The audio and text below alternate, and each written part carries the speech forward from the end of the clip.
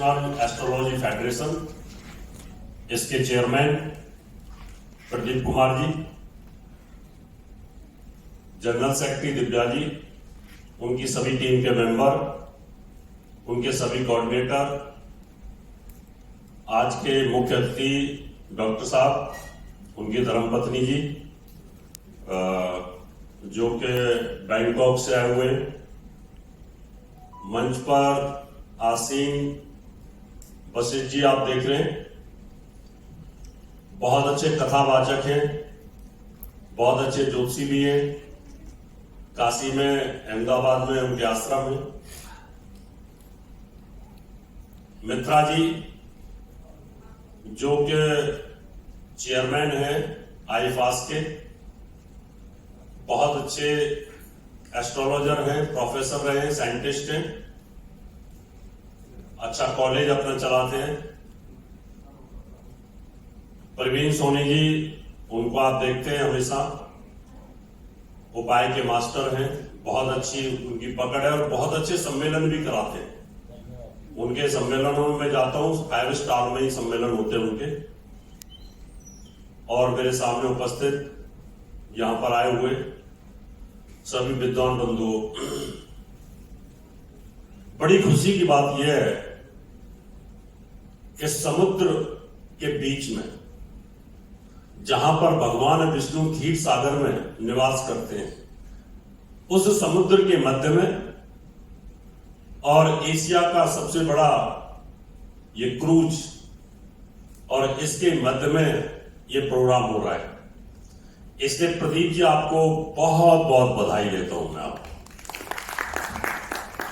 हिम्मत की बधाई देता हूं और आपके मैनेजमेंट की भी बधाई देता हूं कि एक जहाज के ऊपर, और इतना खूबसूरत जहाज के देखते ही रह जाओ, और उसके अंदर एक सम्मेलन हो रहा है।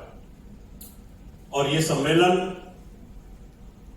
हिंदू सेनेट 2023, हिंदुत्व के ऊपर बात होगी, योग के ऊपर, ध्यान के ऊपर, साधना, एनर्जी के ऊपर बातचीत होगी, और अगर आप कहोगे तो ज्योतिष के ऊपर भी बात करेंगे। टॉपिक मुझे पता नहीं क्या टॉपिक है, हिंदू धर्म,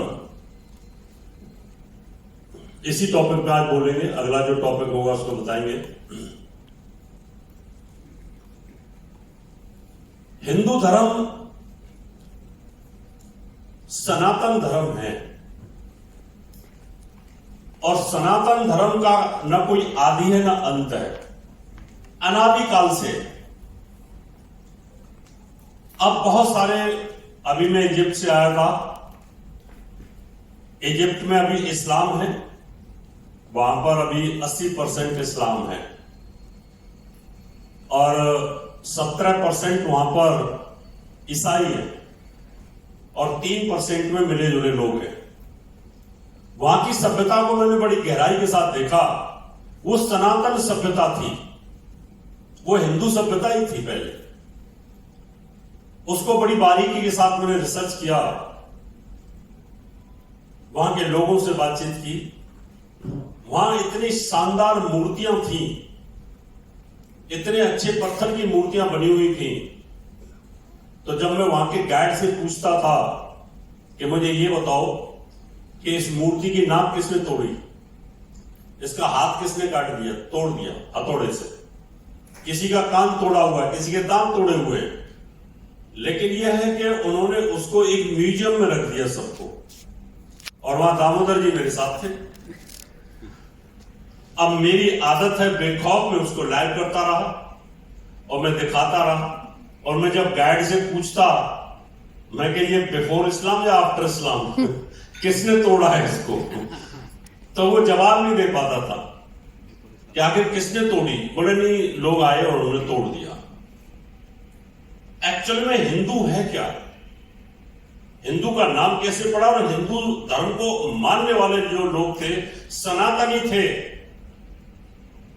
उन लोगों के अंदर इस धर्म की उत्पत्ति कैसे हुई, विषय की शुरुआत यहां से होती है कि हम धर्म को क्यों माने, बौद्ध को माने, हिंदू धर्म को माने, ईसाई को माने, यहूदी को माने, इस्लाम को माने, क्यों माने।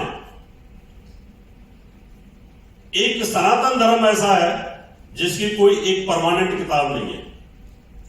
आप गीता को पढ़ सकते हैं, गीता में अलग उद्देश्य है।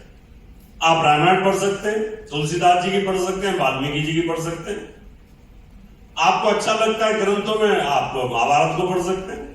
आपको लगता है और डेप्थ में जाना है, वेदों को पढ़ सकते हैं।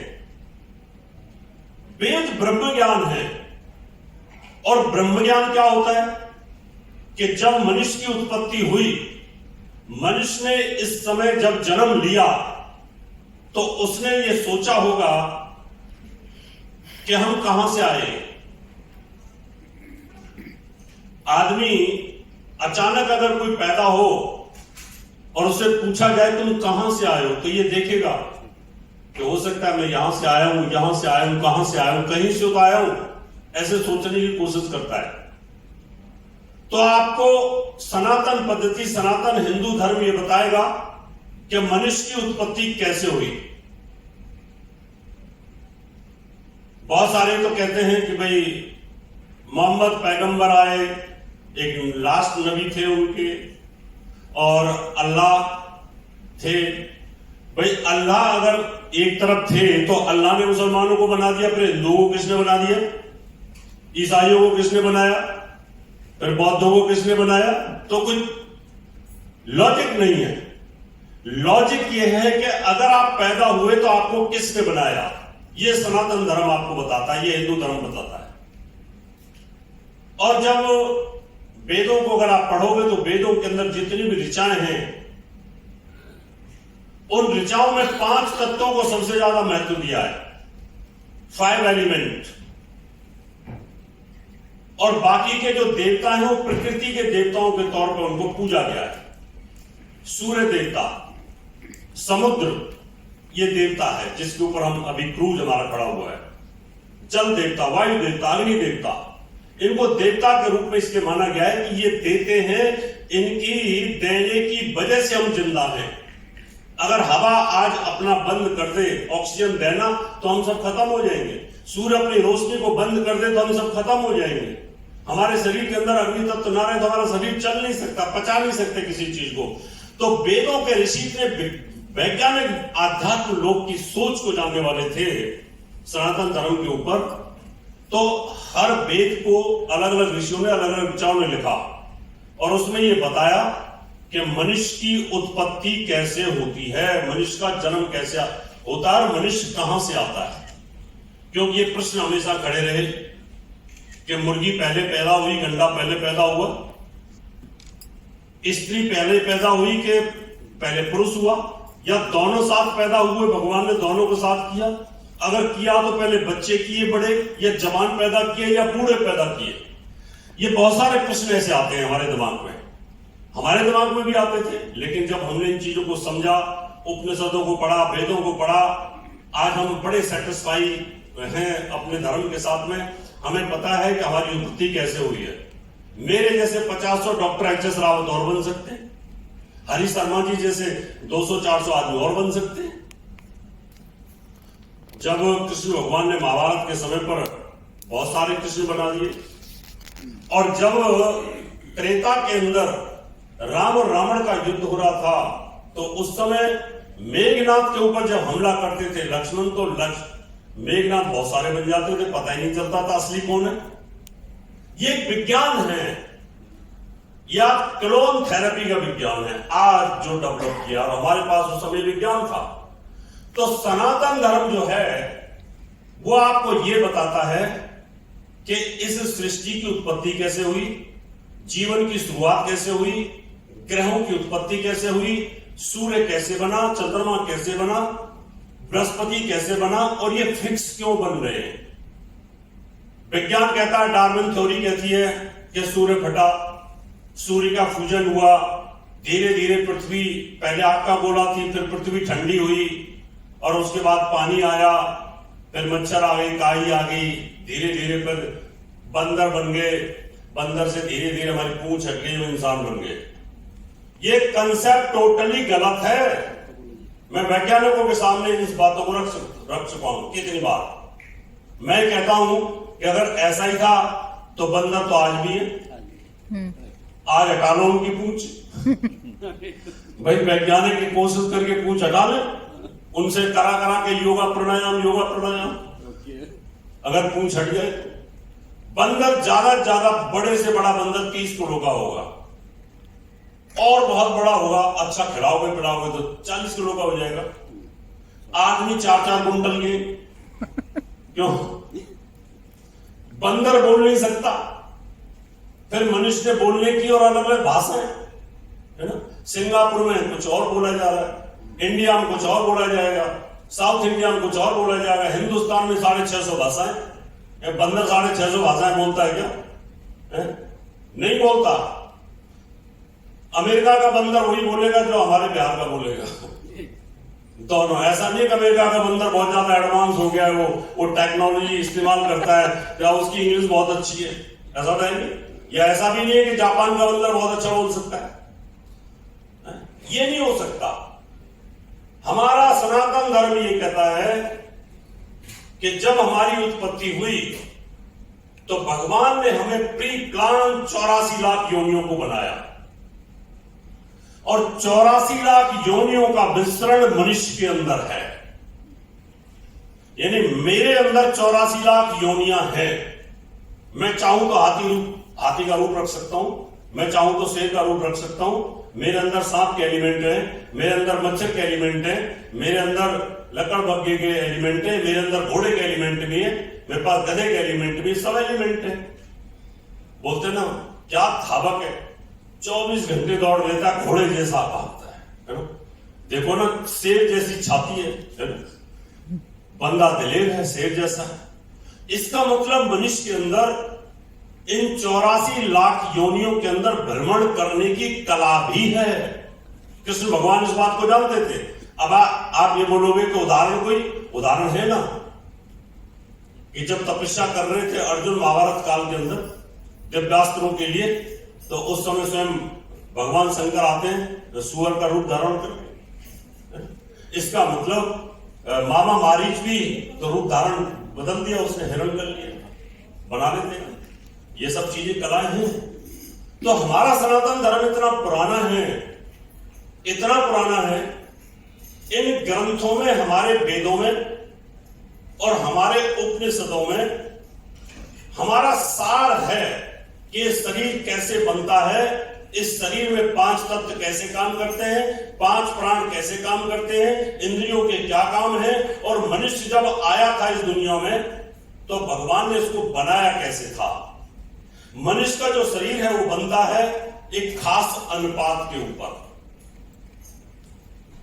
100 में से 20% पानी, 30% आग, 40% पृथ्वी, बाकी के तत्वों को मिक्स कर करके उनको इकट्ठा कर दिया भगवान ने, और एक रूप तैयार हो गया। और अगर इस विज्ञान को अगर कोई जान जाए तो अपने जैसे वो बहुत सारे रूप तैयार कर सकता है। कृष्ण भगवान इस विद्या को जानते थे, वेद व्यास इस विद्या को जानते थे, और मेघनाद भी इस विद्या को जानता था, और पुराने जमाने में ऋषि मुनि इस विज्ञान को जानते थे। स्वयं इंद्रदेव भी इस विज्ञान को जानते थे। जब इंद्रदेव को आसक्ति अनसुईया जी के प्रति आ गई तो उन्होंने स्वयं गौतम ऋषि का रूप धारण कर लिया था, और रूप धारण करके उनके साथ में उन्होंने संभोग किया। इसका मतलब वो इस विज्ञान को जानते थे, और ये विज्ञान आज भी है। तो सनातन धर्म अनादिकाल से है, अनादिकाल तक रहेगा। ये प्रकृति की उत्पत्ति कैसे हुई है, ये सनातन धर्म है। इसलिए हमारे ऋषियों ने वेदों में चंद्रमा की पूजा को उत्पत्ति दी है कि अगर चंद्रमा ना हो तो शीतलता नहीं होगी, चंद्रमा ना हो तो मनुष्य के अंदर 5 इंद्रियां, 5 कर्मेंद्रियां काम नहीं कर सकती। अभी साइंटिस्ट बोलते हैं, वैज्ञानिक कह रहे हैं कि चंद्रमा दूर जा रहा है, पृथ्वी से दूर जा रहा है, पृथ्वी से दूर चला जाएगा। हमने कहा अगर दूर चला गया तो फिर 5 इंद्रियों के क्या होगा? फिर ये समुद्र तो अनबैलेंस हो जाएगा बेचारा। इसके ज्वार भाटे तो पता नहीं कहां से कहां चले जाएंगे, ज्वार भाटे आएंगे भी कि नहीं आएंगे, लहरें बनेंगी भी नहीं बनेंगी, क्या होगा? तो ये ना काल्पनिक चीजें हैं। ब्रह्मा जी ने प्रकृति को एकदम फिक्स बनाया है। इसलिए सनातन धर्म के अंदर मूर्ति पूजा को तवज्जो दी गई। हमारे बहुत सारे लोगों ने मूर्ति पूजा का विरोध किया, बहुत सारे संतों ने किया, मोहम्मद पैगंबर साहब ने किया, बहुत सारे लोगों ने भी किया। उनको इस बात से चिढ़ थी कि मूर्ति में भगवान हो नहीं सकते, मूर्ति में नहीं हो सकते। ये सच है, भगवान मूर्ति में नहीं हो सकते, लेकिन जिसका चित्र आप बनाते हो उस चित्र के अंदर उसके जीवन का सारांश होता है। अगर भगवान राम की मूर्ति मेरे सामने हो और मैं उसमें नमन करूंगा, उसमें ध्यान लगाऊंगा, हनुमान जी में ध्यान लगाऊंगा, तो पूरा हनुमान जी का बचपन से लेकर के जब तक भगवान राम के साथ रहे उनका पूरा के पूरा चरित्र विश्लेषण हमारे सामने आ जाएगा। इसलिए हमारे ऋषियों ने इस बात को समझा कि आप किसी चीज को अगर उसको याद करते हो, ध्यान लगाते हो, तो ध्यान की विधि के अंदर जब आप अपने ध्यान को कंसंट्रेट करते हो तो उस समय पर इस ध्यान से निकलने वाली जो किरणें होती हैं वो कहीं जाकर के टकराती हैं और टकरा करके वहां से तस्वीर लेकर के आती हैं। तब हमारा ध्यान कहीं एकाग्र होता है। अगर ध्यान को आप अंतरिक्ष में डाल दीजिए वो बेब्रेन हो जाएगा, वो भटकता रहेगा, वो आपको कोई चीज ला करके दे नहीं सकता जब तक आपको पूरी तपस्या की नॉलेज ना हो। अब देखो हमारे साथ ध्यान में सो रहे हैं, है ना, ध्यान से सो रहे, सुन रहे, ध्यान से सो नहीं रहे, सुन रहा हूं, ध्यान से सुन रहे। इसका मतलब ये रहा कि मैंने जब वहां मूर्तियों को देखा, उनके चरित्र को देखा, उनको पढ़ा और फिर उनको खंडित कर दिया गया, उनको तोड़ा गया। वहां पर उस तोड़ने से क्या उनका चरित्र थोड़ा टूट जाएगा? नहीं हो सकता, वो कोई कमी नहीं हो सकती किसी तरह की। इसलिए अगर आप ध्यान करते हो तो ध्यान के साथ आपको धारणा पहले तैयार करनी पड़ती है। धारणा, ध्यान और समाधि। अगर आपको हमारे हिंदू धर्म के अंदर, सनातन धर्म के अंदर इसके रहस्य को जानना है तो पहले मनुष्य को अपने शरीर को जानना पड़ेगा। और जब मनुष्य अपने शरीर को जान जाएगा तो यत पिंडे तत् ब्रह्मांडे, जो यहां है वो वहां है और जो वहां है वो यहां है। वहां जो घटना घटित होती है वो यहां घटना घटित होती है। इसलिए हमारे ऋषियों ने पांचों तत्वों की पूजा का विधान बताया है। जब हम कोई भी पूजा करते हैं तो सबसे पहले 5 तत्वों से परमिशन लेते हैं। पहले हम जल देवता से परमिशन लेते हैं। ओम गंगे च जमुने चैव गोदावरी सरस्वती नर्मदे सिंध कावेरी जलस्मिन् सन्निधिं कुरु। अयोध्या मथुरा माया काशी काची अवंतिका पूरी द्वारावती च सप्तेत मोक्षदायका। यानी हम उनको ध्यान को करते हैं कि हे जल देवता, आप हमारे शरीर को चलाते हो। मैं सम्मेलन में यहां पर स्पीच दे रहा हूं, प्रवचन कर रहा हूं, मैं आपसे परमिशन ले रहा हूं, मैं आपसे आज्ञा ले रहा हूं कि मेरे जल तत्व को आपको डिस्टर्ब मत कर देना। अगर मेरा जल तत्व डिस्टर्ब हो गया तो मैं स्पीच नहीं दे पाऊंगा, क्योंकि मेरे शरीर के अंदर जो जल का एलिमेंट है, वाटर एलिमेंट है, अगर वो फ्लक्चुएट करेगा तो मेरी स्पीच फ्लक्चुएट कर जाएगी। हे अग्नि देवता, मैं आपसे प्रार्थना करता हूं कि जब मैं यहां पर स्पीच दूं उस समय अग्नि तत्व मेरे ऊपर मेहरबान रहे, मेरी वाणी के अंदर इतना ओज बना रहे कि मैं आपको समझाने में कामयाब हो जाऊं कि मैं क्या कहना चाहता हूं। मैं जो बोलना चाहता हूं वो आपकी समझ में आएगा भी कि नहीं आएगा, कि कहीं मैं ऊपर ऊपर बोलता रहूं, वो भी नहीं होना चाहिए। शरीर के अंदर वायु है, हम वायु से परमिशन लेते हैं पहले कि हे वायु देवता, मैं यहां एक स्पीच के लिए खड़ा हुआ हूं, मैं एक यज्ञ करने जा रहा हूं, मैं पूजा करने जा रहा हूं, मैं हवन करने जा रहा हूं, मैं नवदुर्गा करने जा रहा हूं। आप मेरे शरीर में बैलेंस बने रहना, आज्ञा दो, मुझे आशीर्वाद दो। अगर आप कहीं अनबैलेंस हो गए तो मेरे को गैस्ट्रिक प्रॉब्लम हो गई और मुझे गैस निकलनी शुरू हो गई तो मेरी प्यास गति डिस्टर्ब हो जाएगी और मेरा पेट फूलना शुरू हो गया तो मैं यहां पर बोल नहीं सकता। इसलिए हमारे यहां 5 तत्वों की पहले परमिशन ली जाती है, उसके बाद फिर हम आगे बढ़ते हैं। तो सनातन हिंदू धर्म, प्यारे दोस्तों, इसको समझने की आवश्यकता है। समझने की आवश्यकता ऐसे है कि अगर आप इसको विज्ञान के चश्मे से समझने की कोशिश करोगे तो इतना आसान तो नहीं है। इसको पहले आध्यात्म को समझना पड़ेगा। जब आप आध्यात्म को समझ जाएंगे और जब आध्यात्म को विज्ञान के साथ जोड़ेंगे तो आपको समझ आएगा कि यार आंखें देखती कैसे हैं, आंखों को रोशनी मिलती कहां से है, आंखों में भिन्न भिन्न प्रकार के, आंखों में 5 तत्व हैं। कमाल देखिए, शरीर के अंदर 5 तत्व है, हमारी आंखों में भी 5 तत्व है। आंख के अंदर अग्नि तत्व है, आंख के अंदर जल तत्व है, आंख के अंदर वायु तत्व है, आंख के अंदर पृथ्वी तत्व है। हमारे ऋषि कितने विद्वान थे। तारा सिंह जी समझ आ रही है? अग्नि तत्व को बढ़ा दो आंखों में तो बच्चा शरारत करना छोड़ देगा। अगर यहां कोई जरा से भी शरारत कर रहा है, मैंने ऐसे कर दिया तो वो साइलेंट हो जाएगा, क्योंकि अग्नि तत्व का वॉल्यूम बढ़ाते ही अग्नि को तेज किया, वो व्यक्ति वहीं पे चुप खड़ा हो गया। आंखों की रोशनी इतनी तेज गति से निकलती है कि जिधर जाती है वो धारा उधर आग लगा देती है। अग्नि तत्व। आंसू आते हैं, जल तत्व आता है। हवा हमारे अंदर कुछ नुकसान न कर दे तो हवा की गति से पहले हमारे पलक समझ जाते हैं और वो बंद हो जाते हैं, तुरंत शटर बंद हो जाता है। इतना गहरा विज्ञान उपनिषदों में लिखा हुआ है, इतना गहरा विज्ञान वेदों में लिखा हुआ है। मैंने बहुत सारे धर्मों को अध्ययन किया है, किसी में कुछ नहीं लिखा हुआ। अगर किसी ने लिखा भी होगा तो सब यहीं से कहीं ना कहीं इधर उधर से तोड़ मरोड़ करके उसको लिख दिया होगा। तो मैं ये कह रहा था कि पृथ्वी की उत्पत्ति कैसे हुई, ये हमारा वेद बताता है, ये हमारे उपनिषद बताते हैं। ये आत्मा क्या है, आत्मा कहां से आती है, ये शरीर में कैसे प्रवेश करती है, शरीर को छोड़ कैसे चली जाती है, और जब छोड़ जाती है तो कहां चली जाती है, और भगवान कहां है, और भगवान के पास कैसे जाती है, और भगवान का साइज कितना बड़ा है। भगवान ने ऐसे हजारों करोड़ों अंतरिक्ष बना रखे हैं, ऐसे हजारों करोड़ों सूर्य बना रखे हैं।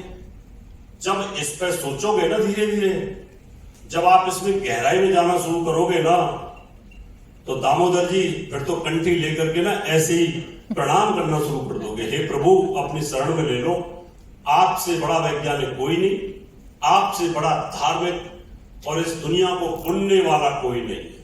ये इतना गहरा विज्ञान है। एक बार वैज्ञानिकों के साथ बहस हुई। वैज्ञानिकों ने कहा डार्विन थ्योरी सच है कि हम पहले बंदर थे। हमने कहा ठीक है, हम पहले बंदर रहे होंगे, तो मैं शेर क्या था पहले? भाई शेर क्या था?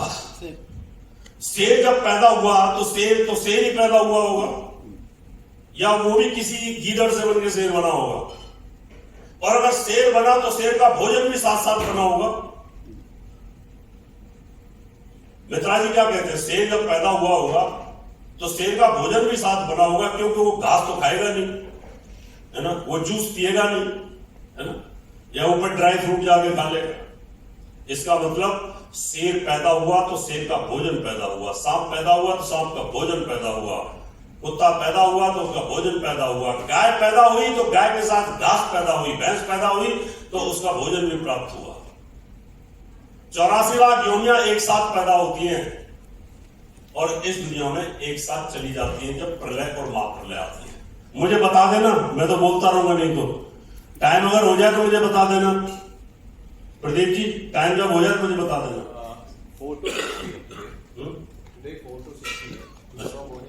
ओके, ठीक है, क्योंकि ये विषय ऐसा ही है, धर्म का विषय है, बड़ा मर्म का विषय है, बड़ा लंबा विषय है। मैं सिर्फ आपको अंत में 1 मिनट के भीतर इसको वाइंड अप कर रहा हूं। हमारे ऋषि ये कहते हैं कि 84 लाख योनियां एक साथ पैदा होती हैं और एक साथ मृत्यु को प्राप्त होती है।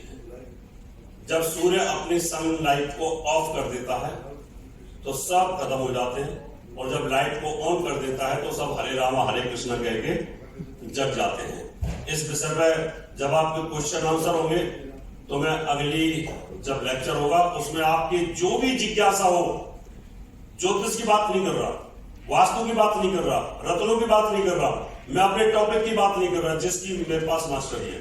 मैं आज सिर्फ हिंदू धर्म के ऊपर बोल रहा हूं और सनातन धर्म के ऊपर बोल रहा हूं। इससे विषय से संबंधित कोई भी अगर आपके दिमाग में प्रश्न हो तो मैं बताने के लिए यहां सिंगापुर की धरती इस क्रूज पे आपको जवाब जरूर दूंगा। बहुत बहुत धन्यवाद। जय श्री राम।